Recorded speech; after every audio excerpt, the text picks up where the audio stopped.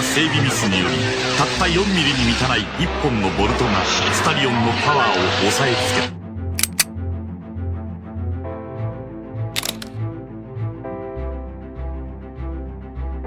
Sebelum dunia mengenal Keiichi Tsuchiya, sang Drift King, ada satu nama yang membuka jalan di dunia Drift King, yaitu sang legenda dan juga pembalap pertama Jepang di dunia Formula One yang menginspirasi Keiichi Tsuchiya. Inilah kisah Kunimitsu Takashi, sang bapak motorsport Jepang yang karirnya melintas di dua dunia pada kecepatan di lintasan dan juga sejarah yang mengubah budaya otomotif lahirnya Drift King. Semua kisah beliau akan kita bahas di video ini. Dan selamat datang di Rawtech Media.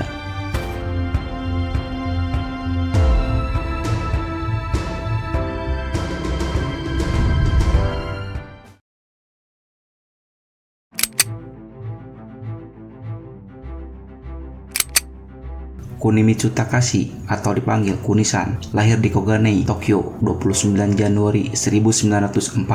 Terlahir dari keturunan keluarga pembisnis dan juga ayahnya hobi di bidang otomotif.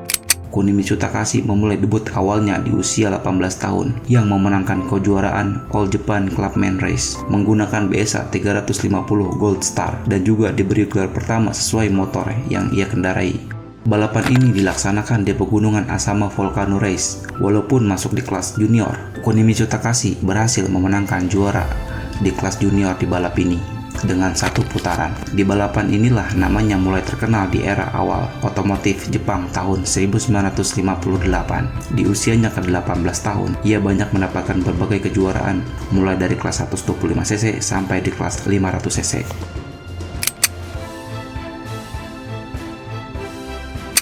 Tidak butuh waktu lama bapak Drift King ini untuk bisa menarik hati Soichiro Honda. Saat itu, Honda sedang gencar melakukan promosi sepeda motor mereka ke berbagai negara. Di usianya ke-20 tahun inilah Kunimitsu Takashi bergabung dengan tim balap Honda Speed Club yang mengukir sejarah untuk Honda di ajang balap Grand Prix Jerman Barat tahun 1961 di Hockenheim. Salah satu motor ini menunjukkan Kunimitsu Takashi yang memakai motor Honda RC125 dengan 3 kemenangan ia raih di kelas 125cc dan kemenangan lain pun ia raih di kelas motor 250cc.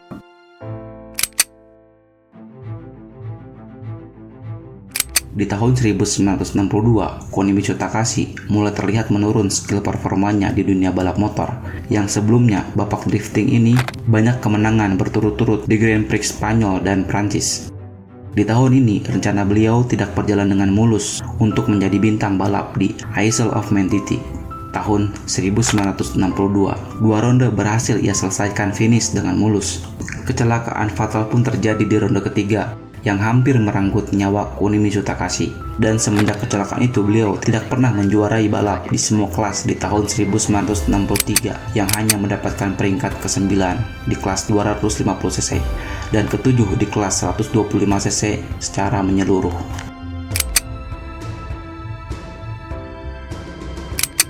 Dua tahun hiatus di ajang balap motor, Kunimitsu Takashi terjun kembali di dunia balap dan bergabung dengan Prince Motor Company di tahun 1964. Inilah titik awal ia terjun di balap roda 4 untuk mengendarai Nissan R380. Mobil ini dibuat khusus yang diharapkan untuk bisa menyalip pabrikan Porsche di Grand Prix Jepang tahun 1964. 2 tahun kemudian di 1967, mungkin ini karir sejarah awal beliau yang berhasil menyalip Porsche 906 milik Tetsu Ikuzawa. Tapi keberhasilan ini diselimuti drama yang menabrak mobil Tetsu Ikuzawa. Di momen ini beliau dilabeli dengan Muka no Teu atau Kaisar Tak Bermahkota oleh sebagian fansnya yang hampir mendapatkan podium pertama di balapan ini.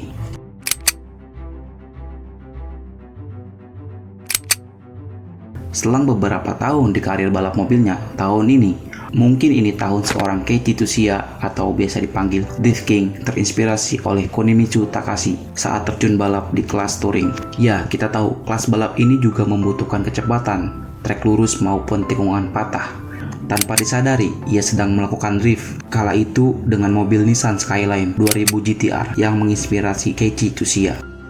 Dengan Nissan Skyline 2000 GTR, bapak Drift ini berhasil membawa 50 kemenangan di era pertama mobil balap Jepang dari tahun 1969 sampai 1972 bersama dengan Kitano dan Motoharu Kurosawa. Momen ini juga menjadi catatan sejarah mereka yang disebut dengan 3 gagak.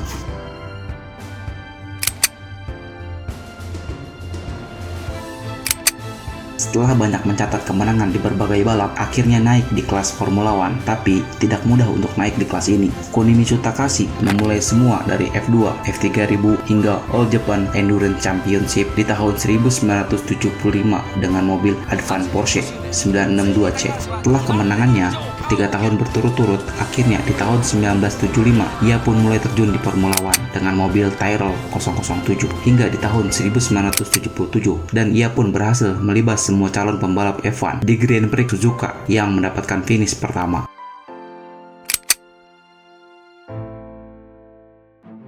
Di tahun 1980, ia kembali dengan mobil balap touring setelah menjajal di Formula One. Tahun ini beliau digait oleh Mitsubishi dengan mengendarai Starion Coupe di ajang balap Fuji Grand Champion Series kelas 2500cc. Bukan hanya pabrikan Mitsubishi, bahkan bapak drift ini juga pernah mengendarai Porsche. Beberapa situs menyatakan Kunimitsu Takashi dan Porsche menjadikan namanya lebih bersinar dengan mobil Porsche 956 dan 962C di ajang balap All Japan Endurance atau Sport Prototype Championship. Mungkin ini balap paling nyaman untuk bapak div ini sampai mendapatkan tiket ke 24 Hours of Le Mans yang memakai mobil Kenwood Creamer Racing 962 CK6.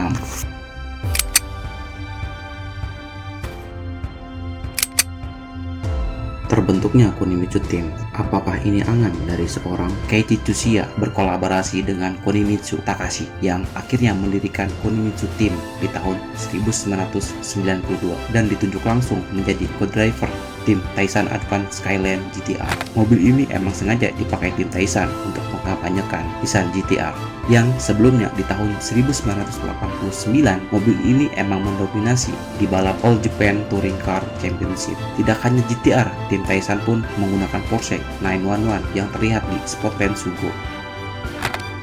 Tidak bisa hengkang dari sponsor pertama, Kunimitsu Takashi kembali dengan Honda di tahun 1995 yang menggunakan NSX GT2 yang dibuat oleh Creamer. Selama 25 tahun ia menggunakan mobil ini yang pertama kalinya sebuah tim dari Jepang memenangkan balap di ajang GT2 Enduro Prancis, Golden Week di Fuji Speedway, dan kemenangan lainnya. Sampai akhirnya beliau pensiun di tahun 1999 di usia ke-59 tahun.